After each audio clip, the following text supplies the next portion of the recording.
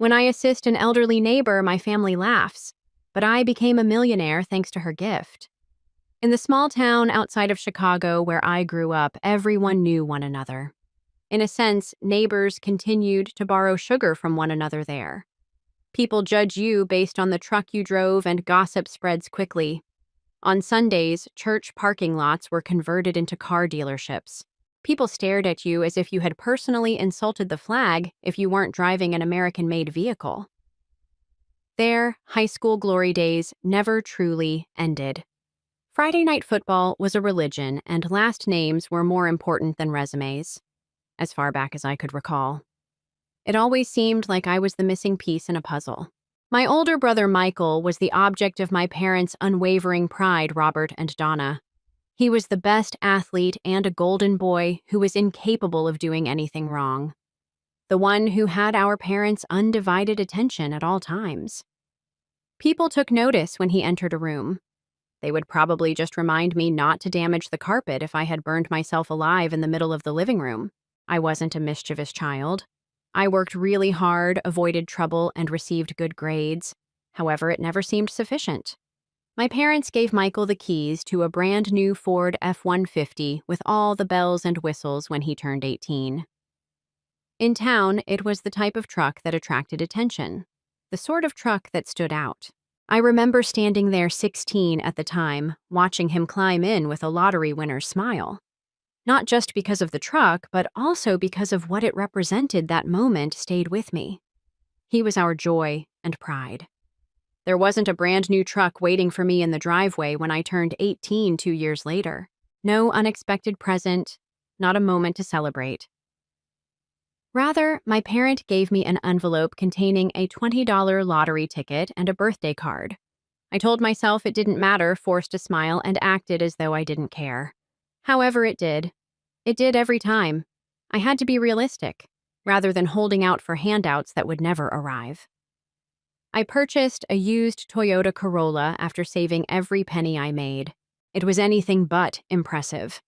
A cracked windshield, faded paint, and a radio that only turned on when it felt like it. However, it helped me get where I needed to go. It was mine more than anything else. I covered the cost. I was proud of the fact that I kept it up. Naturally, though, it served as just another reminder to my family of how different I was from Michael. Toyota, what will you also begin preparing sushi? When my father saw it, he had chuckled. You ought to have purchased a genuine vehicle for yourself. I ignored it and bit my tongue. That was simpler. I lived my life like that. I was squandering energy, time, and potential. The fact that I was working 2 jobs to pay for college didn't matter. That I was working long nights at the diner and balancing shifts at the neighborhood supermarket during the day. In contrast, Michael drove around in that gleaming F-150 as if he owned the town and had his tuition paid for by my parents.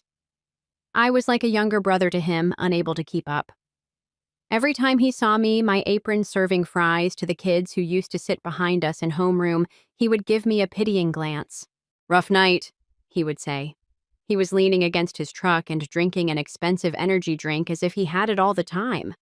I told myself that I didn't care about their approval and that it didn't bother me. In my heart, though, I did. I wanted them to notice me and realize that I was making a difference. I desired to be significant. I usually fell asleep exhausted after my shift at the diner, only to wake up a few hours later and repeat the process. The cycle never stopped. Work, school, go to sleep, do it again. I felt like I was barely hanging on to a conveyor belt that was going full speed. It was difficult for me to recall the last time I had a whole weekend off. But I clung to one thought in spite of my fatigue and the continual reminder that I wasn't Michael. Things would change one day. I disproved them all one day. I simply didn't realize that day would arrive so quickly. I felt more and more like my family thought I was a walking joke the more I tried to succeed in life. I paid for my own classes and worked 2 jobs, but in my dad's opinion, none of it ever seemed to matter. Only when it resulted in a fat paycheck did hard work matter. Furthermore, I was squandering my time because I wasn't out there earning a lot of money or moving up the corporate ladder. The teasing never ceased. I was making an effort each time I mentioned something positive. My father managed to turn it into a joke. Similarly, I once assisted Mrs. Johnson, an elderly woman who lived 3 houses down. She was pushing 90, barely able to get around, and her front steps were falling apart. I spent a weekend patching them up just to make sure she wouldn't trip and take a bad fall. During dinner, I casually brought it up in the hopes that I might receive some sort of recognition. My father simply shook his head and grinned. Yes. And did you pay your rent for your trouble? I ignored it. That was always the best strategy. But he wasn't done. You keep spending time on stuff like that, and one day you're going to wake up broke wondering why nobody's handing you a medal for being such a nice guy. Michael laughed, and my mom gave one of those half-hearted sighs that meant she wasn't going to step in. I just kept eating, staring at my plate, pretending the food was suddenly the most interesting thing in the world. It was always the same routine. Say something, get laughed at. Regret saying anything in the first place. Things escalated a week later when Mrs. Johnson needed help picking up supplies for some repairs inside her house. She offered to pay me, but I told her I'd do it for free. The problem: my Corolla wasn't exactly built for hauling anything heavier than a couple grocery bags, and she needed some bulky materials. I figured since my brother's Have 150 was literally designed for stuff like this, I'd ask to borrow it. Big mistake. Dad didn't just say no. He laughed. This deep chest rumbling laugh. Like I just asked him for the keys to a private jet.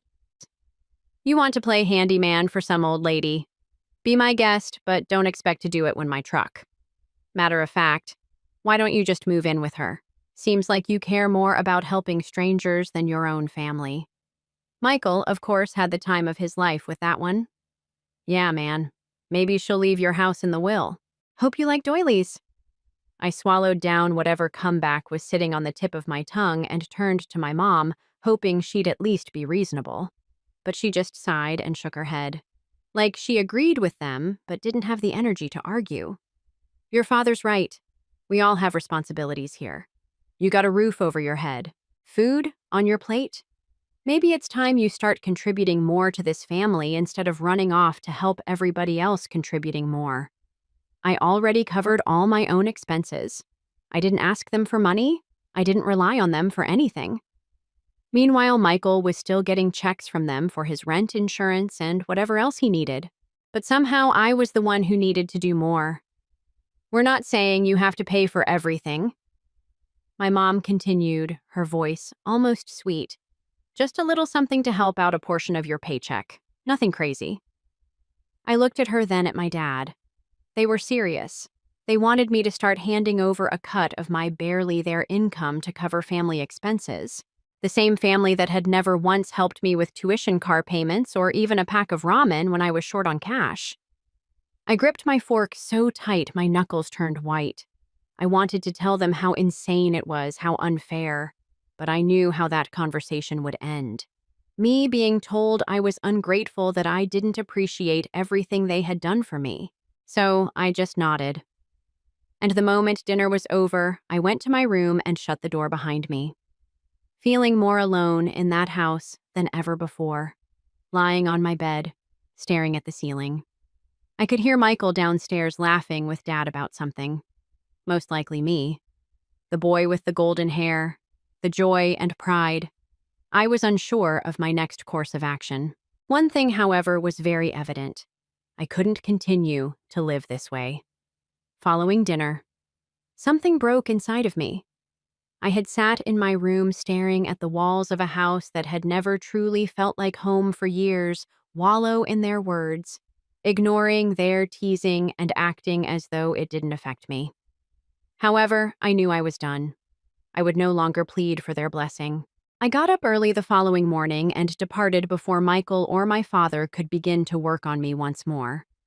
I chose to do something constructive with my rare day off from the diner rather than spending it cooped up in my room avoiding them. I got to Mrs. Johnson's house that way.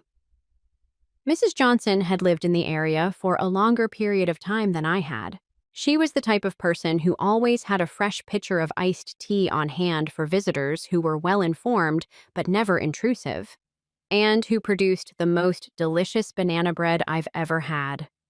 She had mostly kept to herself after her husband's death approximately 10 years ago. Once, one of the houses on the block, the house had begun to show signs of aging, paint peeling overgrown shrubs, and now a broken fence following the storm last week. She gave me the kind of friendly smile I hardly ever saw at home when I knocked on her door.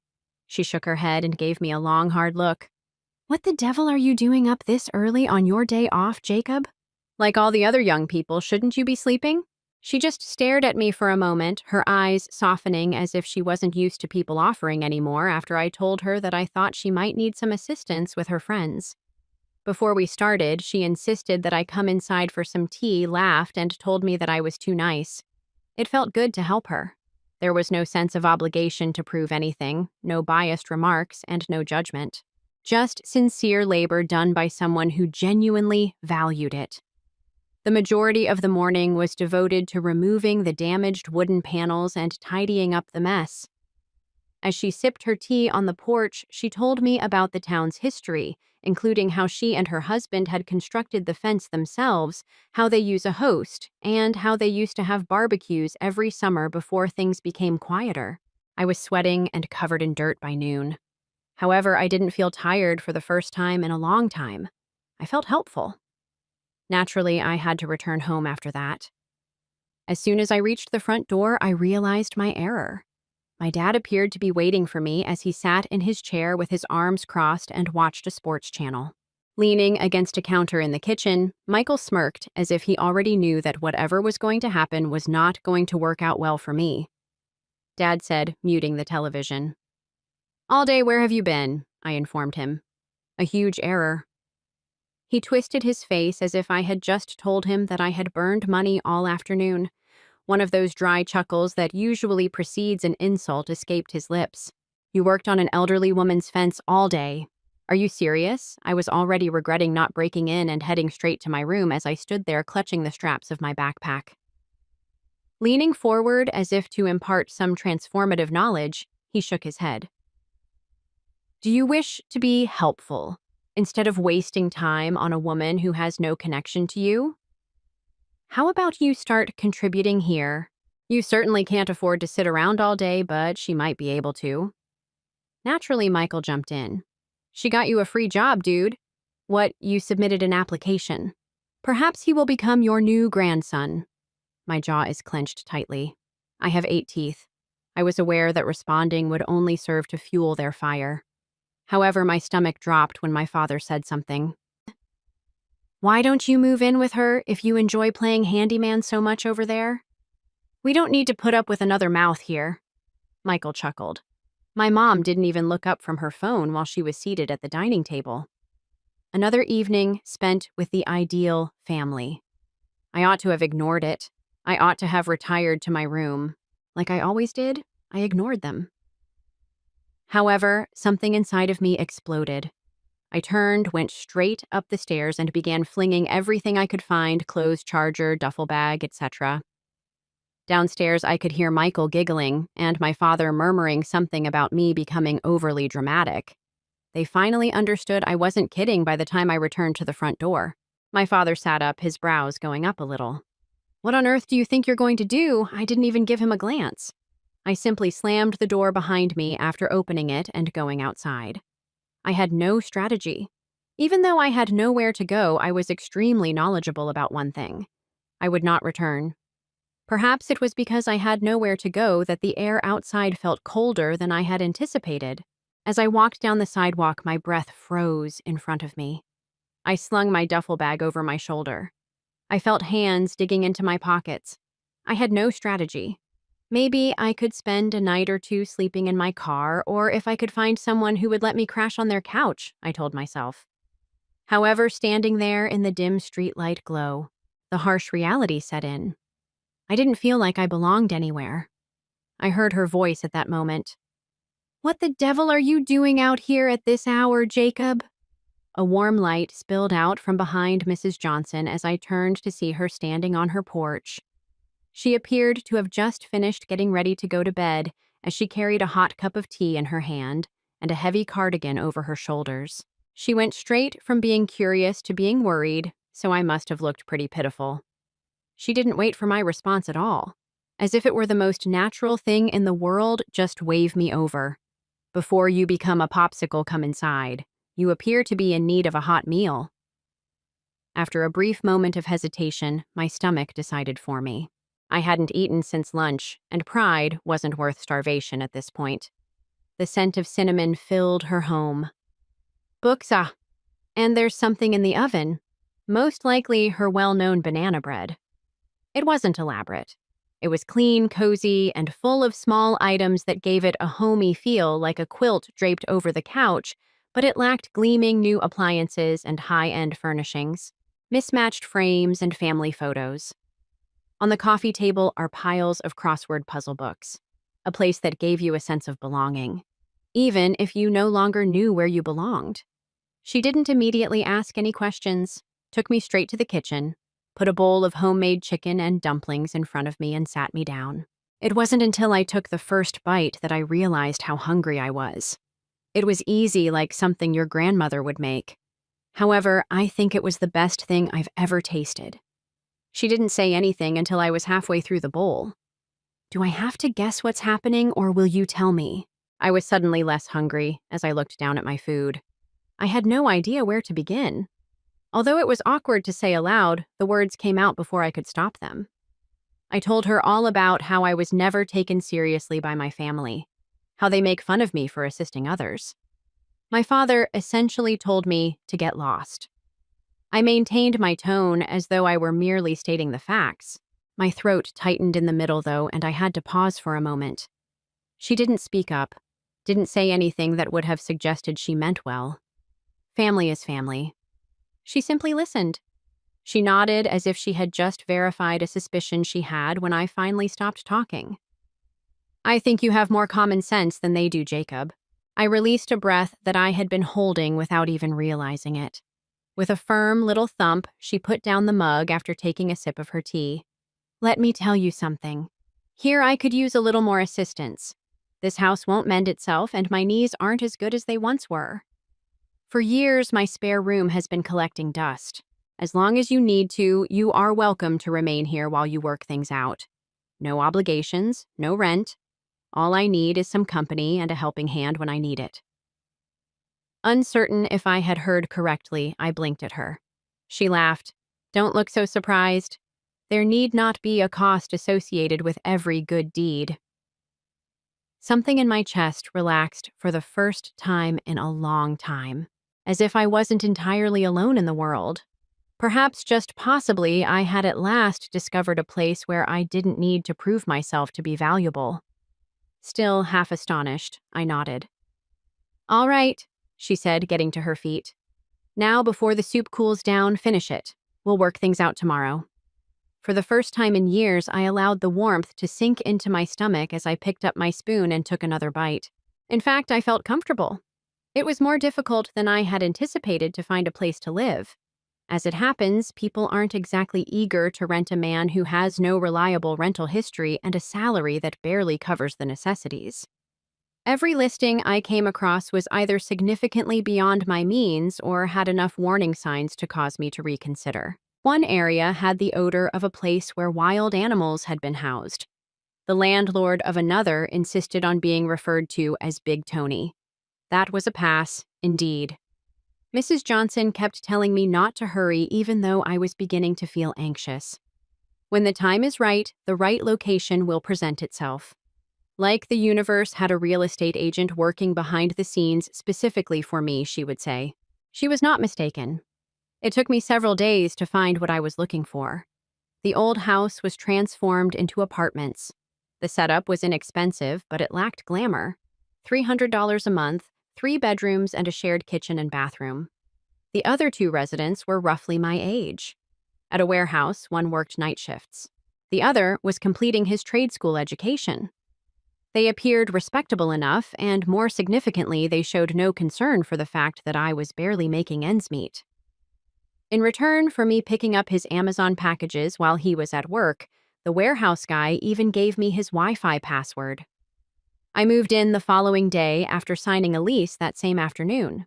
It was only a duffel bag, nothing more. I was able to find a used mattress and some dishes at a thrift store for a reasonable price. I discovered a stack of milk crates behind the grocery store, which I used as my bed frame. It was my setup, but it wasn't exactly a dream. It felt strange to be living alone, or at least away from my parents' home. I was able to return home for the first time without having to prepare for another lecture. There was not a single question about my whereabouts activities or the reasons behind my failure to perform. The silence was almost unbearable. I wasn't whining, though. Nevertheless, despite my efforts to adapt to my new surroundings, I kept returning to Mrs. Johnson's. At first, it wasn't even intentional. Her favorite brand of tea was on sale one day when I was at the grocery store. I picked up a box and went to her house to deliver it before I had a chance to consider it. The following week, that resulted in repairing a leaking faucet, assisting her with furniture rearranging, and replacing a light fixture. I stopped by frequently before I realized it. She always had a pot of coffee or a fresh plate of cookies waiting when I arrived, even though she never invited me. She sighed and seemed to have a new perspective on the house one evening while I was repairing a drafty window in her living room. I should probably tell you that I'm completely in control. The screwdriver almost fell out of my hand. She gave a nod. For years, my sister-in-law has been urging me to relocate to Florida. She has a large house and a small farm, and to be honest, I'm sick of winter. I decided to try to process it by sitting back on my heels. I hadn't even considered the possibility of her leaving. Over the past few weeks, her house had seemed to be the only thing that was stable in my life. It felt wrong to imagine it sitting empty or worse, occupied by someone else. She reached over and patted my arm as if she had noticed something in my face. Don't appear so devastated right now. It's a good thing. In addition, I won't be departing tomorrow. To feel strange about not stopping by, I forced a smile and nodded. She laughed. You had better come over, or I'll have to make the long trip back to give you a reality check. That evening, just as I was about to leave, she briefly vanished into the back room and returned with a small wooden box. The item appeared to have been on a shelf for decades, indicating that it was old. She pressed into my hands and said, "This was my husband's. He was an old coin collector, not very fancy. He only learned a few small things over the years. They would one day be valuable, they always said." "I want it for you." She waved me away when I started to object. "Jacob, don't argue with an elderly woman. Simply accept it." I accepted it. And I felt like I was being seen for the first time in a long time. Not as a hardship. Not as a letdown. As a person who was important. Unbeknownst to me at the time, that small box was going to have a profound impact on my life. I dragged myself back to my room, kicked off my shoes, and fell onto the sagging mattress after working another long shift at the diner. The smell of stale pizza and someone else's poor life decisions permeated the place. But I could be picky because I was making $300 a month. I had a rare luxury of having an entire evening to myself since I had the night off from my job at the supermarket. When I was too exhausted to move, but not enough to sleep, I did what any 20-something guy would do. I went down a rabbit hole on YouTube. It began with one of the 10 commonplace items that have the power to make you wealthy. Videos. Complete clickbait. Just a guy telling me that Beanie Babies and first edition Pokemon cards could buy a house if I had to write one was all I was expecting. I didn't, spoiler alert. Then, however, the algorithm took over and a video about rare coins appeared. A tiny tattered penny was being held up by a collector who was talking about how it had sold for about $15,000, $15 million at auction. I took notice of that. After clicking on one video, I clicked on another. It turns out that rare coins, particularly those from the 19th and early 20th centuries, fetch ridiculous prices. Misprints, mint errors, limited editions, and other minor details could transform a seemingly insignificant dime into a lottery prize. That's when I thought of the box. I reached under my bed, setting up so quickly that my spine popped. Mrs. Johnson gave me a small wooden chest, which I took out. She had given it to me at the time, but I hadn't done much with it. It simply seemed like a sentimental present that her husband had amassed for amusement. But now I had a new perspective on it. I flipped it open and the lid creaked. The coins were neatly stacked inside, some of them in tiny paper sleeves, others relaxed, jingling with one another. I picked up a few and laid them out on my bed linen. They all appeared to be elderly, very old. Some of them had dates from the late 1800s and others from the early 1900s. My heart began to beat a bit more quickly. Do any of these have any potential value? I grabbed my phone and began looking. It was difficult to tell what I was looking at first. There were far too many variations, and I wasn't exactly an expert on coins. However, I later discovered an internet discussion board where members shared images of their discoveries and requested identification assistance from other collectors. I made a post after taking a few quick photos. Didn't have high expectations. They might tell me they were neat but useless. That would put a stop to it. But my phone began buzzing a few minutes later. The initial remark was informal. Nice mentioned that a few of those could be of interest. Could you provide a close-up of the dates? So I did. I uploaded crisper images of some of the older ones. The response then became intense. Take action. Where did you purchase that dollar of silver? You have a lot of money if it's genuine. You may want to have those evaluated. Some of these appear to be worth thousands of dollars. Thousands. I swallowed hard, and as I picked up the coins, they were freaking out about my fingers became shaky. I do think it looks really special. Just a silver dollar old and a little worn. However, the forum claimed that some of these were extremely rare from this era. Even a link to an auction house where a coin of the same kind had sold for more than $5,000 was sent by one guy. I had almost $100 in this box, but my brain shorted out $5,000 for a single coin. My entire life flashed before my eyes as I sat there and stared at the tiny metal discs in front of me. Had a fortune been handed to me without my knowledge? Although I wasn't positive yet, I was positive that I had to find out. And quickly. It felt different now to hold on to the coin box. Before I got ahead of myself, I needed to be smart about this because what I had thought was just an old collection felt like a lottery ticket I hadn't yet scratched off. In my desperation, I wasn't going to walk into a pawn shop and let someone lowball me.